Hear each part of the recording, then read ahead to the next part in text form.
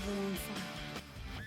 ಗುತ್ತಿಗೆಯಲ್ಲಿ ಮುಸ್ಲಿಮರಿಗೆ 4% ಮೀಸಲಾತಿ ವಿಚಾರವೂ ಕೂಡ ಇವತ್ತು ಚರ್ಚೆಯಾಗಿದೆ. ರಾಜ್ಯ ಸರ್ಕಾರದ ವಿರುದ್ಧ ಆರ್ ಅಶೋಕ್ ಇದೇ ವಿಚಾರಕ್ಕೆ ಸಂಬಂಧಪಟ್ಟಂತೆ ಆಕ್ರೋಶವನ್ನು ವ್ಯಕ್ತಪಡಿಸಿದ್ರು. ಕಾಂಗ್ರೆಸ್ ಸರ್ಕಾರ ಬಂದ ಮೇಲೆ ಮುಸ್ಲಿಮರ ಓಲೈಕೆ ಜಾಸ್ತಿ ಆಗಿದೆ, ದಲಿತರ ಜೀವನ ಮಟ್ಟ ಸುಧಾರಿಸಬೇಕು, ಹೀಗಾಗಿ ಸಂವಿಧಾನದ ಮೂಲಕ ಶಕ್ತಿ ತುಂಬಲಾಯಿತು.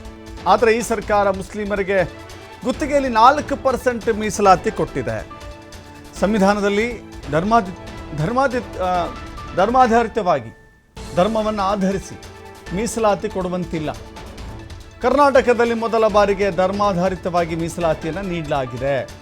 ವಿಧಾನಸೌಧದ ಒಳಗೆ ಹೊರಗೆ ಹೋರಾಟ ಮಾಡ್ತೀವಿ ಅಂತ ಹೇಳಿ ವಿಧಾನಸೌಧದಲ್ಲಿ ವಿಪಕ್ಷ ನಾಯಕ ಆರ್ ಅಶೋಕ್ ಮಾತನಾಡಿದ್ದಾರೆ.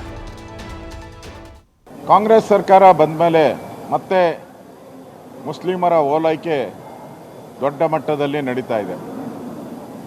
ನಾವೆಲ್ಲ ದಲಿತರಿಗೆ ಹೆಚ್ಚು ಪ್ರಾಧಾನ್ಯತೆ ಕೊಡಬೇಕು, ದಲಿತರ ಜೀವನ ಮಟ್ಟವನ್ನು ಜಾಸ್ತಿ ಮಾಡಬೇಕು, ಅದಕ್ಕೋಸ್ಕರ ರಿಸರ್ವೇಷನ್ ಬೇಕು ಅಂತೇಳಿ ನಮ್ಮ ಸಂವಿಧಾನದಲ್ಲಿ ಡಾಕ್ಟರ್ ಅಂಬೇಡ್ಕರ್ ಅವರು ಉಲ್ಲೇಖ ಮಾಡಿದರು.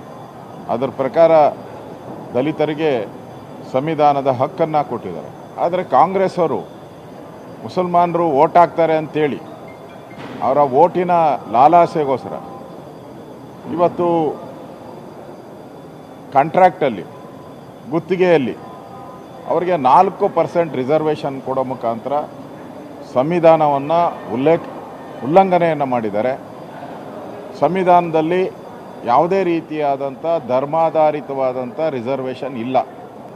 ಅದಕ್ಕಿಂತ ಹೆಚ್ಚು ಅನುದಾನಗಳನ್ನು ಕೊಟ್ಟರು. ಈಗ ಕಾಂಟ್ರಾಕ್ಟಲ್ಲೂ ಕೂಡ ಗುತ್ತಿಗೆಯಲ್ಲೂ ಕೂಡ ಅವರಿಗೆ 4% ರಿಸರ್ವೇಷನ್ ಕೊಡೋ ಮುಖಾಂತರ ಮತ್ತೊಮ್ಮೆ ಹಿಂದೂಗಳ ಮೇಲೆ ಆಘಾತ ಮಾಡಿದ್ದಾರೆ. ಯಾವುದೇ ರೀತಿಯಾದಂಥ ಧರ್ಮಾಧಾರಿತವಾದಂಥ ಕಾಂಟ್ರಾಕ್ಟ್ ಇರಲಿಲ್ಲ.